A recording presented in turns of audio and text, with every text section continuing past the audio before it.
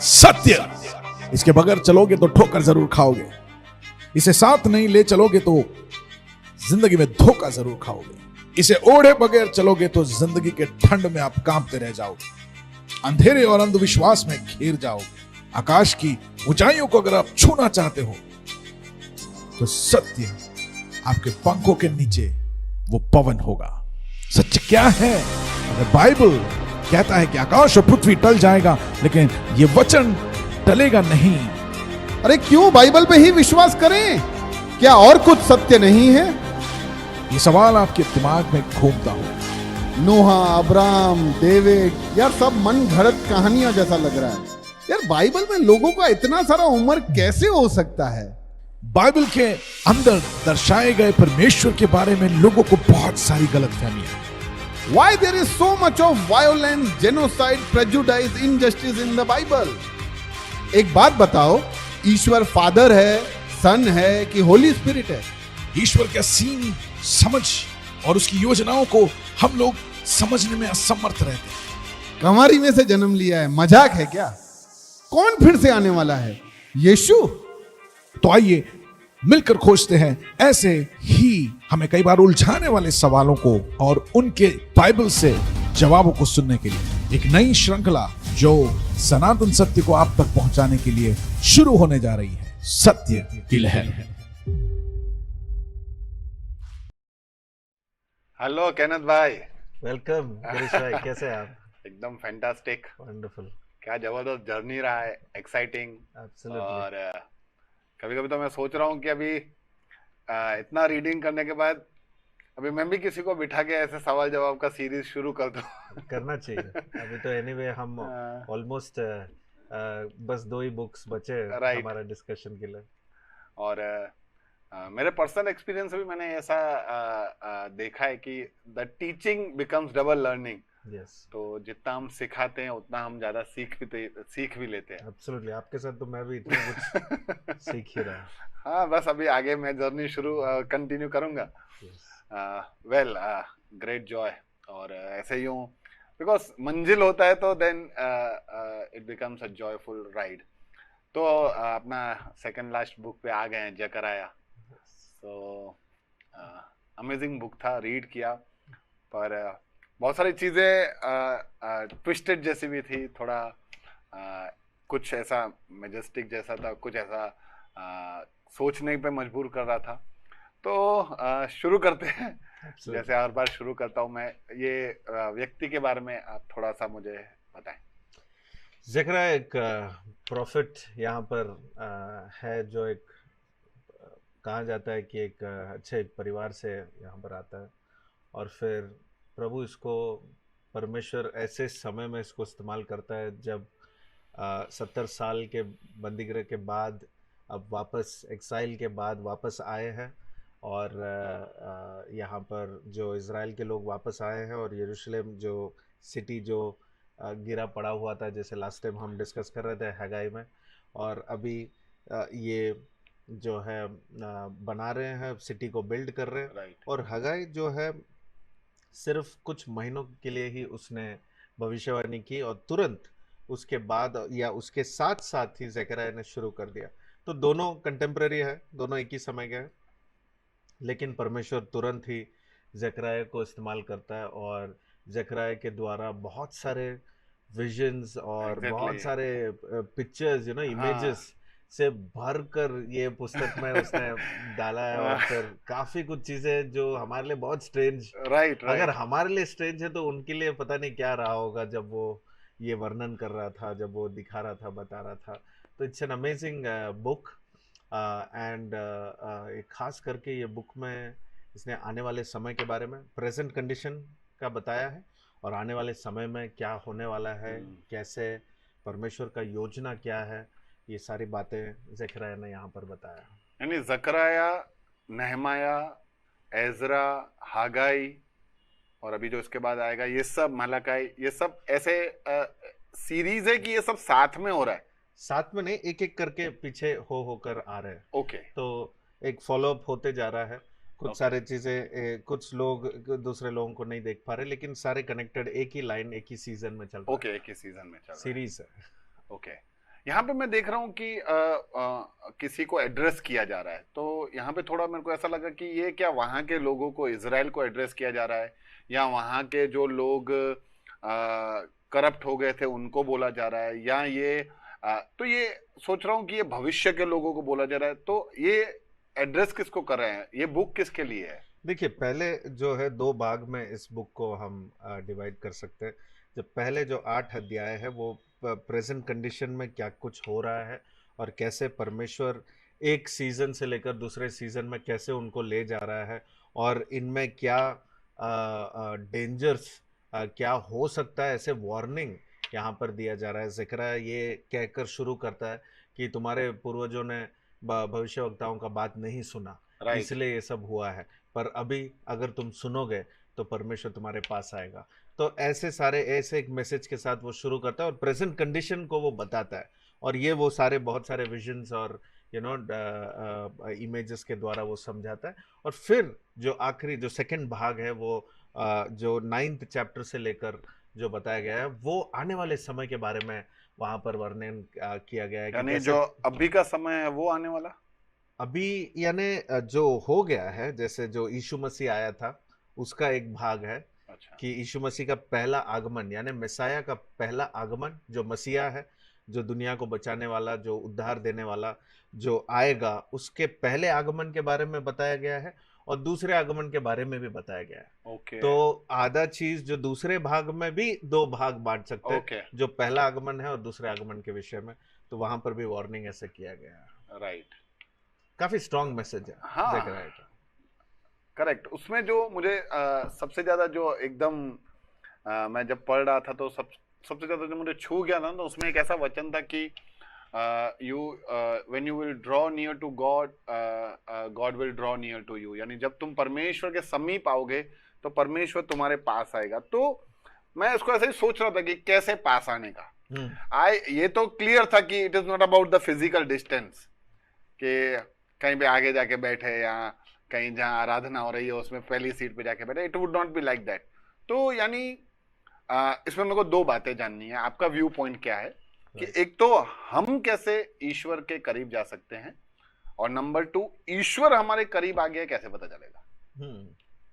देखिए, परमेश्वर मैं दूसरे सवाल से के जवाब देकर मैं पहला जवाब देता हूँ। पहला ये कि परमेश्वर कैसे हमारे पास में आया, हमको कैसे पता चलेगा, ये हमको पहले जानना जरूरी है, क्योंकि परमेश्वर का वचन कहता है कि तुम करीब आओगे तो मैं तुम्हारे करीब आऊंगा, यानी वो तैयार है। और वो वचन हमें ये बता रहा है कि हम तैयार नहीं है या हम उससे दूर है, वो हमारे पास आना चाहता है। तो इच्छा प्रकट हो रहा है कि परमेश्वर हमारे पास आना चाहता है, लेकिन हम उसके पास नहीं जा रहे हैं, इसलिए वो वचन दिया है, इसलिए वो भविष्यवाणी दिया है कि अगर तुम आओगे तो मैं तुम्हारे पास आऊंगा। क्योंकि तुमसे पहले जो सारे तुम्हारे जो पूर्वजों थे वो नहीं आए, वो बात नहीं समझे, इसलिए उनको फिर एक्साइल जाना पड़ा, वो बंदीगृह में गए और ऐसे सब हुआ। लेकिन अब अगर तुम मेरे पास आओगे, ठीक है। तो पहला ये है कि परमेश्वर हमारे पास कैसे हमको पता है, जब वो हमसे बात करता है, जब वो हमारे लिए एक संदेश ले आता है, वो किसी को भेजता है, जो किसी को इस्तेमाल करता है, तो हमें पता चलता है कि परमेश्वर हमारे पास है, उसका नज़र हमारे ऊपर है और वो हमारे साथ चल रहा है। जब डिटेल्स बताता है कि तुमने ऐसा किया, ऐसे किया, ये नहीं करो, वो मत करो, तो वो हमारे करीब है, इसलिए तो वो सब बातें कर रहा है। तो एक बात है कि पहले परमेश्वर अगर हमारे करीब है, हम कैसे पहचानते हैं? जब परमेश्वर हमसे बात करता है, हमको पता होना चाहिए कि परमेश्वर हमारे पास है। आज के समय में उससे भी ज़्यादा हमें पता चलता है, क्योंकि परमेश्वर जो है इस दुनिया में आया उद्धारकर्ता बनकर, यीशु मसीह उसका नाम है, जो हम आने वाले समय में और भी गहराई में पढ़ने वाले हैं कि परमेश्वर जब उतर आया और उसने जो मनुष्य का धारण किया और वो इस दुनिया में पृथ्वी में आया ताकि वो हमारे लिए वो उद्धार दे सके, मनुष्य को उद्धार दे सके, ताकि कोई भी अगर उस पर विश्वास करे तो वो उद्धार प्राप्त कर सकते हैं। तो परमेश्वर आया, यीशु मसीह जो नाम दिया गया और उससे हम आज जानते हैं यीशु मसीह जो हमारा परमेश्वर है, ये आने के बाद और उद्धार देने के बाद अब तो कोई दूरी है ही नहीं। अब तो परमेश्वर ने मनुष्य और परमेश्वर के बीच में जो दूरी था उसको तो उसने ब्रिज कर ही दिया है यीशु मसीह के नाम में। अच्छा, तो यीशु मसीह को रखकर आज हम परमेश्वर के पास कभी भी जा सकते हैं। ये आज का समय है। पर उस समय में ऐसा नहीं था क्योंकि मसीहा तब तक नहीं आया। ओके आज हमारे पास मसीहा है जो ज़करिया की किताब में वर्णन किया गया है, आखिरी कुछ सारे अध्याय में उसके बारे में वहां पर खास करके बताया गया है कि मसीहा आएगा तो क्या करेगा, कैसे होगा, कैसे वो हमारे लिए उद्धार देगा। तो ये सारी बातें कहने के वजह से जो है करीब 400 साल के बाद जो है यहाँ पर 400-500 साल के बाद हम देखते हैं कि कैसे मसीहा आया और उसने उद्धार हम सबको दिया। अब ज़करिया यहाँ पर ये कह रहा है कि देखो परमेश्वर तैयार है, परमेश्वर अब भविष्यवक्ताओं को इस्तेमाल कर रहा है। भविष्यवक्ता होने के बाद अब ये भी आपको मैं समझा देता हूँ। जो समय जब अब्राहम से लेकर हम यीशु तक देखते हैं, हर एक समय को 500 साल में अगर हम डिवाइड करेंगे, 500 साल 500 साल 500 साल में अगर 4 भाग में करेंगे तो अब्राहम से यीशु का समय आ जाएगा। यानी अब्राहम से यीशु 2000 साल था। 2000 साल के लाइफ स्पैन है। ओके तो वो लाइफ स्पैन को परमेश्वर कैसे वहां पर लीडर्स को इस्तेमाल करता है, ये मैं आपको बस एक लाइन में आपको कह देता हूँ। पहला 500 साल अब्राहम से लेकर जो अब्राहम, ईसाक और याकूब, हमने जिसका नाम इजराइल बदला, हम देखते हैं कि ये पिताओं का समय था, कि जैसे पैट्रियार्क बोलते हैं, जो पिताओं का समय था, जो लीड करते थे, जो कुछ करते थे, उनके माध्यम से परमेश्वर उनको यूज करता था और परमेश्वर चलाता था। उसके बाद आए जो है वहां पर राजा तो उसके बाद आते हैं। ओके उसके बाद आए वहां पर न्यायी, एब्सोल्युटली नहीं, राजा लोग ही आए थे यहाँ पर। अगले 500 साल जो है वहां पर राजाएं थे और राजाओं को परमेश्वर ने इस्तेमाल किया, जो है 1000 साल के बाद। ओके 1000 साल के बाद अब पहले 500 में अब्राहम से लेकर पिताओं को इस्तेमाल किया, उसके बाद भविष्यवक्ताओं को इस्तेमाल किया। ओके हाँ, भविष्यवक्ताओं को नहीं भूलना, पहले उसके बाद 500 साल भविष्यवक्ता, जो मूसा और उसके बाद के समय है प्रॉफिट्स को परमेश्वर ने इस्तेमाल किया, वहां पर यूज किया। उसके बाद 500 साल किंग्स आए, किंग्स को परमेश्वर ने इस्तेमाल किया, जिसके द्वारा परमेश्वर ने बात किया और चलाया अपने लोगों को। और आखिरी 500 साल जो यहाँ पर हम देखते हैं, जो ज़करिया के समय से शुरू हो रहा है, जो आखिरी 500 साल है, यहाँ पर वो याजकों को खड़ा करवाता है। और यहाँ पर यही पुस्तक में हम देखते हैं कि कैसे राजा से शिफ्ट होता है याजक का चुनाव, यानी प्रीस्ट, और प्रीस्टली चुनाव होने के बाद फिर शांत हो जाता है। उसके बाद हम देखते हैं कि पूरा शांत है। उसके बाद यीशु आ जाता है। तो कहने का मतलब ये है कि ये 4 भाग जो है दिखाता है कि कैसे परमेश्वर ने लीडर्स को रखा और कैसे इस्तेमाल किया। और सब लोग फेल हो चुके हैं, सब लोग फेल हो चुके हैं, लेकिन परमेश्वर ने ये चारों जो लीडरशिप है, ये चारों को एक ही में, जो मसीहा हमारे लिए आया, ये चारों उस एक में ही दिखता है, जो यीशु मसीह हमारा है, पिता, प्रॉफिट या जो भविष्यवक्ता, राजा और एक याजक। उस सब कॉम्बिनेशन में आया हमारा मसीहा। और फिर उसने आके दिखाया कि परमेश्वर क्या कह रहा है, परमेश्वर का संदेश क्या है, वो कैसे, तो उसने उद्धार दिया। तो ये हम पुराने नियम में देख सकते हैं कि यहाँ पर कैसे एक याजक का शुरुआत ज़करिया के टाइम पे हो रहा है, जब हम देखते हैं कि यहाँ पर परमेश्वर वो जाशुआ का जो कपड़े, जैसे एक विजन में हम देखते हैं कि उसका जो कपड़ा, जो गंदा कपड़ा है, उसको उतार के उसको एक रॉयल कपड़ा पहनाया जाता है, एक अच्छा ड्रेसिंग, प्रीस्टली ड्रेसिंग किया जाता है।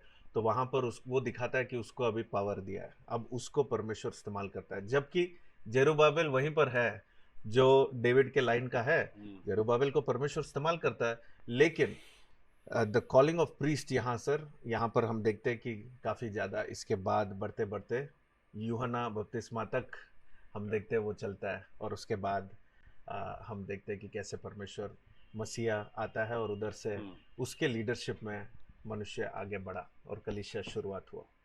तो कहने का मतलब है कि ये हर एक पीरियड में परमेश्वर ने बहुत सारे लोगों को यूज किया, और ज़करिया यहाँ पर बता रहा है कि ये सब चीज़ें फेल हो चुका है, लेकिन आने वाले समय में अगर हम ध्यान से रहेंगे और अगर हम फॉलो करेंगे, अगर हम साइंस को देखेंगे, तो मसीहा को भी पहचान लेंगे और आने वाले दिनों में हम सब सीधा रास्ते में चल सकेंगे। तो यानी समझ तो गया, लेकिन फिर भी अगर संक्षेप में हम प्रभु के पास कैसे जाएं? प्रभु के पास जाना, जो प्रॉक्सिमिटी को कम करना या पर वो डिस्टेंस कम डिस्टेंस करना, को कम करना। वो तब हो सकता है जब हम उसके हित के अनुसार चलते हैं, उसकी इच्छा। ओके, अब ये मैं आपको जैसे बता रहा था 500 साल, ये परमेश्वर का इच्छा है कि परमेश्वर ने यहाँ पर पिताओं को इस्तेमाल किया, यहाँ पर याजकों को इस्तेमाल किया, यहाँ पर भविष्यवक्ताओं को इस्तेमाल किया, फिर राजक को, फिर याजकों को। तो यानी परमेश्वर जिसको इस्तेमाल करता है, उनके अधीन पे उनके वचनों को सुनकर, उनके बातों को अगर हम सुनेंगे, स्वीकारेंगे और उसके अनुसार चलेंगे, तो हम परमेश्वर के करीब होंगे। तो ये चारों जो लोग थे, उन्होंने मिलके तो ये पुराना नियम लिखा। या तो यानी we ultimately means we need to follow the word of God. Absolutely, जब आप परमेश्वर के हित के अनुसार, जो है वचन के अनुसार आप चलोगे, तो आप परमेश्वर के करीब हो, ओके, आप परमेश्वर से दूर नहीं हो। ये तो ऐसा हो गया जैसे परमेश्वर आपसे कुछ बोल रहा है, वचन है जो हमसे बात करता है, तो वो कुछ बोल रहा है और आप सुनकर यस मैं करूँगा, ऐसे करते जा रहे हो। और जब दो लोग सहमति से चलते हैं, जब एक दूसरे का बात सुन के आगे बढ़ता है, तो दोनों एक साथ होते हैं। करेक्ट।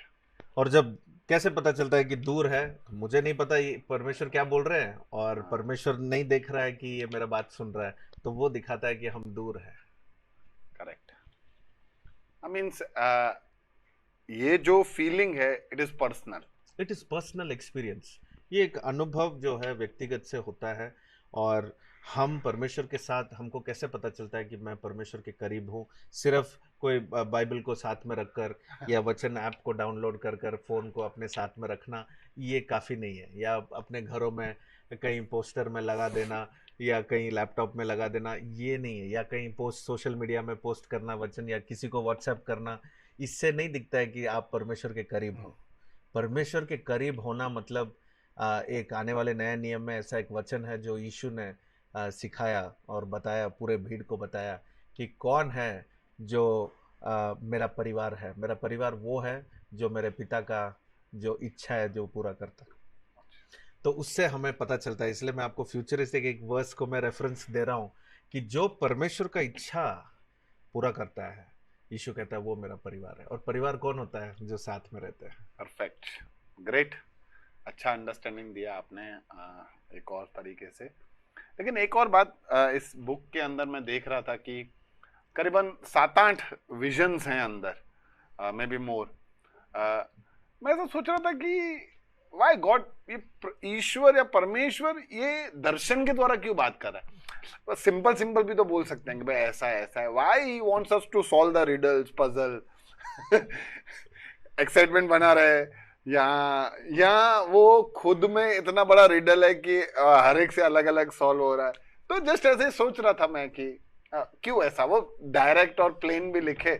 परमेश्वर का तरीका है, वो हमसे ऐसे बात करता है कि वो हमें डायरेक्ट वो बात करता है, डायरेक्ट कुछ चीज़ें वो कहता है कि ये करो वो करो, फिर भी तो नहीं करते। हमने पुराने नियम में देखा, डायरेक्ट बोलने के बाद भी नहीं कर रहे। सही है। समझ में तो आता है लेकिन फिर भी नहीं कर रहे। और यहाँ पर ये एपोकैलिप्टिक बोलते हैं इंग्लिश में, एपोकैलिप्टिक राइटिंग्स, यानी फ्यूचरिस्टिक राइटिंग्स। ओके। कुछ चीज़ें जब फ्यूचर के बारे में बताया जाता है तो बोलने से समझ में नहीं आएगा।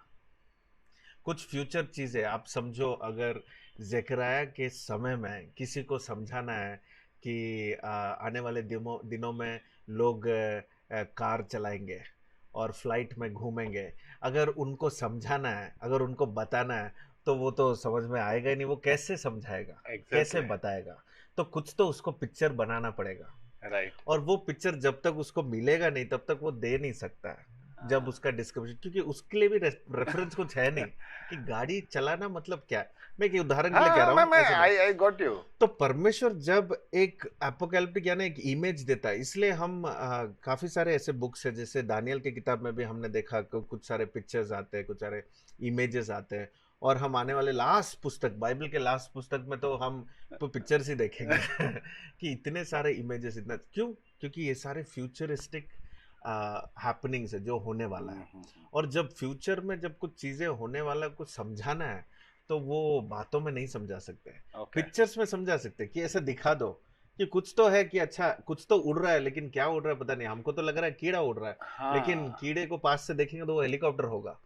तो वो समझाने के लिए जब लोग कहते हैं कि नहीं मैंने तो देखा इतने सारे वो क्या टिड्डियाँ लोकस्ट आया करके, तो हमारे लिए आज वो अगर मिलिट्री एक वॉर हो रहा है, कुछ युद्ध हो रहा है और सारे फाइटर जेट्स आ रहे हैं और युद्ध, तो हमें पता है कि ये सारे फाइटर जेट्स है, लेकिन वो समय में पढ़ने वालों को वो तो टिड्डियों को ही देखते होंगे। ओके। तो पिक्चर्स में समझाना आसान तरीका है कि उन लोग समझ जाए कि कुछ तो है जो आ रहा है, कुछ तो है ऐसा हो रहा है, और फिर उसका जो इंटरप्रिटेशन है वो हमारे लिए लिखा गया है ओके। ताकि हम समझ सकें। लेकिन कुछ सारे ऐसे राइटिंग्स है और दर्शन है जो आज हमें भी समझ में नहीं आता है, हमको भी थोड़ा सा बैठना पड़ता है, सोचना पड़ता है कि अब जैसे दूसरा एक विजन है यहाँ पर, दर्शन जो आता है वहाँ पर लिखते हैं कि हॉर्न्स के बारे में है, हाँ। और हॉर्न्स को उतार के रखा जा रहा है। अब पुराने नियम में, पुराने जमानों में हॉर्न जो है सिंग ना? वो हाँ, सिंग जो है वो पावर दिखाता है, जिसका सिंग है वो पावर है। ओके। पुराने जमाने जो हंटर्स होते थे वो सिंग को काट देते थे। अब जहां पर वो हॉर्न को काट दिया, समझो उसका पावर गया, वो कुछ कर नहीं पाएगा, वो फाइट नहीं कर पाएगा, वो जो एनिमल कुछ भी है, जो भी है। तो क्या है, जब यहाँ पर हॉर्न को उतारने के बारे में कहा गया है, तो 4 हॉर्न जैसे वहां उतारा जा रहा है, तो वहां पर यह बताया जा रहा है कि कैसे 4 राज्य का पावर परमेश्वर कम कर रहा है और शांति ला रहा है। तो ये लोगों को समझा रहा है परमेश्वर, जकरिया के माध्यम से ये बता रहा है कि देखो कुछ समय के लिए अब मैंने क्या किया है, सब ताकतों को मैंने कम कर दिया है, तुम्हारे बीच में मैंने शांति रखा है। अब समय है कि तुम मंदिर बनाओ, शहर बनाओ, खड़ा करो, देश को बनाओ, और तुम सब एक साथ आओ, आराधना करो। अब युद्ध का समय नहीं है, अब तुमको कोई बंदीगृह में नहीं करेगा, सब ताकत कम कर दिया, उतार दिया है। तो ये दर्शन अब ऐसे पिक्चर बोलते हो समझ में आता है कि अच्छा ये उतारने का मतलब है ताकत कम होना। तो वो जमाने में समझ आ गया होगा, जब ये बता रहे तो समझ आ गया होगा। आज हमको अभी थोड़ा वापस जाके समझना है कि वो कॉन्टेक्स्ट में क्या है, क्योंकि आज तो हम कोई हम वो हॉर्न वो काटने का या उतारने का सोच भी नहीं सकते, हमारा वो वर्णन हम ऐसा इमेज भी नहीं कर सकते। लेकिन वो जमाने में कॉमन था कि कोई जानवर आया और उसका हॉर्न कट कर दिया तो मतलब उसका स्ट्रेंथ गया। तो ऐसे दर्शन के माध्यम से परमेश्वर ऐसा क्लियर मैसेज, ऐसा क्लियर संदेश जो काफी सालों तक मन में बैठ जाता है। अब इसमें क्या है, आप कुछ टॉक देते हो, और वो जमाने में ऐसा कुछ नोटबुक और पेन नहीं था, कि फोन नहीं था कि रिकॉर्ड कर लो या कुछ ऐसे टाइप कर लो। अब समझो वो टाइम पे आपको पिक्चर में समझाना पड़े तो वो बैठ जाता है दिमाग में। आज भी तो उदाहरण कुछ कहानी सुनाते तो बैठ जाता है हमारे मन में, बैठ जाता है। तो that was a way of teaching. और इससे भी बढ़कर कि परमेश्वर दर्शन देता था। और दर्शन क्या है, आप समझो जब आप अवेक हो, अवेक मैं जागे हुए हैं, तब परमेश्वर दर्शन देता है। आंख खुलने के बारे में नहीं कह रहा हूं, पर जब जागे हुए, हाँ मैं समझ गया, सोए नहीं है अभी तक, पर जब सो रहे हैं वो सपने देता है। ये दोनों चीज है। ओके। ये दोनों हम बाइबल में हमने देखा होगा, यूसुफ के समय में या दानियल के समय में। सपने, जहां पर सपने लिखा है वो सोते वक्त, जहां दर्शन लिखा है वो जागते वक्त। ओके। और योएल की किताब में अगर आपको याद है, वो भी आपको बता दो कि जवानों को वो दर्शन देगा और वो बुढ़ापे में वो सपने देता है, ख्वाब देखेंगे। यानी आप समझो आपको बुढ़ा आपको बुढ़ापे के एज में जाना है या जवान के एज में रहना है, या आप डिसाइड कर लो। दर्शन और सपने दोनों कैटेगरी तो रखे ही है। राइट। गुड। एक और सवाल था कि थ्रू आउट द बाइबल अपने देख रहे हैं, जितने भी बुक्स पढ़े, अभी आगे तो पता नहीं है, जहां कहीं इजराइल, यरूशलेम, मंदिर, इन सब चीजों को, जैसे यरूशलेम की दीवारें बनानी है, मंदिर बनाना है, इजराइल वापस होगा, और इजराइल के बारे में इतनी सारी कहानी, स्टोरीज भी, जो हिस्ट्री है वो भी मैंने पढ़ा है कि कैसे इजराइल वाइप आउट हो गया था, वापस आया। तो व्हाई सो मच ऑफ, इतना ज्यादा वजन इजराइल को, मंदिर को या यरूशलेम को क्यों दिया गया है? ये एक पॉइंट रेफरेंस है। आप देखिए, अगर बाइबल में आप देखेंगे, शुरुआत से अगर परमेश्वर ने किसी को चुना, जैसे उसने डिसाइड किया कि अब्राहम को चुनेगा और अब्राहम के संतान को से वो देश बनाएगा, और देश बनाकर पूरे दुनिया को वो बताएगा कि परमेश्वर कौन है। मकसद यही है। जकरिया की किताब में भी हम यही समझते हैं कि परमेश्वर जो है वो सिर्फ इजराइल का परमेश्वर नहीं है, पूरा जगत का परमेश्वर, पूरा दुनिया का परमेश्वर है। एंड गॉड इज सॉवरेन, यानी वो पूरा रूलिंग जो है गॉड का ही है, जहाँ कहीं भी, सिर्फ इज़राइल में नहीं लेकिन पूरे दुनिया में है। तो जब परमेश्वर यहाँ पर इज़राइल का नाम वर्णन किया गया है, वो इसलिए क्योंकि परमेश्वर ने इज़राइल को एक पॉइंट रेफरेंस रखकर हमें समझाने की कोशिश किया है। जो आप और मैं आज बैठे हैं, इज़राइल के बाहर जो बैठे हैं, हमें समझ में आता है कि परमेश्वर जब किसी को चुनता है वो कैसे इस्तेमाल करता है। और जैसे इज़राइल के साथ किया, आज हम भी जब विश्वास में आते हैं, जब हम यीशु मसीह को मानने लगते हैं, जब परमेश्वर को हम ग्रहण करते हैं अपने जीवन में और उसका जीवन हम प्राप्त करते हैं, तब हम भी विश्वास में यानी आत्मिक जीवन में हम भी एक इज़राइल के बच्चे हो जाते हैं। इज़राइल के बच्चे यानी वो देश के बच्चे नहीं, हाँ। लेकिन परमेश्वर के चुनाव में आने एक परिवार जो है, वो परिवार में हम भी एक संतान बन जाते हैं। ओके, तो see, God is using the point reference for us to understand that we are all sons of and daughters of and children of God. So ultimately it's being children of God. परमेश्वर के बच्चे कहने के लिए Israel को परमेश्वर ने चुना और आज हम उसमें आ गए। दूसरी बात, जैसे मंदिर की बात आई, मंदिर की बात अगर आप समझेंगे तो मंदिर जितना वर्णन किया गया है, मंदिर का समझ क्या है? ऐसा एक जगह जो पवित्र जगह है, जो साफ जगह है, जहाँ पर आराधना, जहाँ पर परमेश्वर और मनुष्य मिलता है, वहाँ पर उसका मुलाकात होता है। और वो जगह जो सबसे सीक्रेट है, सबसे ऐसा जगह जहाँ पर कुछ बुरा हो ही नहीं सकता, वो परमेश्वर का मंदिर है। और ऐसे परमेश्वर ने एक स्टैंडर्ड सिखाया मनुष्य को कि मंदिर ऐसा बनता है, स्ट्रक्चर ये है, मुझे ऐसा चाहिए, ये जगह इसके लिए, ये जगह इसके लिए और ये जगह इसके लिए। तो ऐसा वर्णन परमेश्वर ने किया। और फिर हम जब अभी नया नियम में जाएंगे, नए नियम में हम देखते हैं कि परमेश्वर इंट्रोड्यूस करता है और कहता है कि अब मंदिर तुम हो, यानी मनुष्य, आप और मैं, मनुष्य, अब हम उसके मंदिर हैं। और परमेश्वर कहता है कि अब मैं तुम्हारे अंदर रहना चाहता हूँ। तो मतलब हमें अपने आप को पवित्र बनाना पड़ेगा। यस, और अभी हमारा दिल, हमारा मन इतना साफ होना चाहिए, जैसे हम मंदिर का जो अंडरस्टैंडिंग, जो समझ हमने पाया है, जैसे पॉइंट रेफरेंस है वो, तो जैसा हम मंदिर के बारे में समझते हैं, आज मंदिर कोई बिल्डिंग, कुछ स्ट्रक्चर, जितना बड़ा आप बना रहे हो, जितना कुछ आप खर्च कर रहे हो, उतना खर्च आप अपने मन के लिए, अपने दिल में करो, उतना समय अपने दिल में निकालो कि अपना दिल खोलकर ऐसा जगह तैयार करो जहां पर वो आके विराजमान हो सकता है। That makes a sense. तो परमेश्वर ने पुराने नियम में अब तक, जैसे ज़करिया और फिर मलाकी भी देखेंगे, परमेश्वर ने सब एक शैडो के रूप में, जो हमने पहले भी डिस्कस किया है कि एक टाइप शैडो है कि मसीह क्या करने वाला है, परमेश्वर जब इस दुनिया में आएगा, जो सारे चीज़ें फुलफिलमेंट है जो वो पूरा करेगा, वो पुराने नियम में वो सिखाते आता है, एक स्टैंडर्ड तैयार करता है और फिर बताता है कि ये मुझे ऐसा चाहिए। ओके, तो वो इज़राइल देश खड़ा करवाता है और बोलता है कि इस देश को मैंने चुना है, अगर तुम पीछे हटोगे तो तुमको न्याय मिलेगा, तुमको न्याय करूंगा मैं, दंड भी मिलेगा तुमको, अगर डिसिप्लिन भी करूंगा, अनुशासन भी लाऊंगा, और तुमसे इतना प्रेम करता हूं इसलिए मैं तुम्हें आशीष भी दूंगा, और दोनों चीजें होगा, अगर तुम मानोगे तो आशीष, नहीं मानोगे तो तुमको पनिशमेंट। तो ये दोनों चीजें इज़राइल को दिखाता है और फिर बताता है अब ये जो कोई भी चुनाव में आता है मेरे पास, मैं उनके साथ ऐसे ही करूंगा। ओके, तो इज़राइल एक एग्जाम्पल बन गया, मंदिर अभी एक रेफरेंस बन गया, और फिर यरूशलेम को खड़ा करवाना। यरूशलेम को खड़ा करवाना यानी हम जो है, जो आज के समय में जो कलीसिया को दिखलाता है, कैसे कलीसिया को खड़ा होना चाहिए, कैसे आज एक चर्च जो है जिसके समझ हम, कभी हम ऐसे रिलीजियसली सोचते हैं तो चर्च हम सोचते हैं कि वो बिल्डिंग है, वो कैथीड्रल है, वो जहाँ पर क्रॉस दिखता है वो बिल्डिंग है, वैसा नहीं है। चर्च आज आप और मैं ही है। ओके, जैसे मंदिर आप और मैं है, कलीसिया भी आप और मैं है। और अगर हम एक साथ मिलकर, ये कभी भी नहीं कह सकते कि कलीसिया या जेरूशलेम कोई एक है। यरूशलेम देखो एक सिटी है, एक जब एक शहर, यरूशलेम एक शहर था और बहुत फेमस शहर, आज भी इतना फेमस शहर है कि आज इस जगह के लिए लोग लड़ाई कर रहे हैं। अगर आप पॉलिटिकली अगर आप जाके सीखोगे तो इस जगह के लिए लोग तो झगड़ रहे हैं, युद्ध होगा अगर किसी ने बोला कि ये जगह मेरा है। इतना सारा जो विषय है यरूशलेम से जुड़ा हुआ है। लेकिन यरूशलेम क्या दिखाता है, आत्मिक रीति से क्या दिखाता है, आज आपको और मुझे दिखाता है, हमें दिखाता है।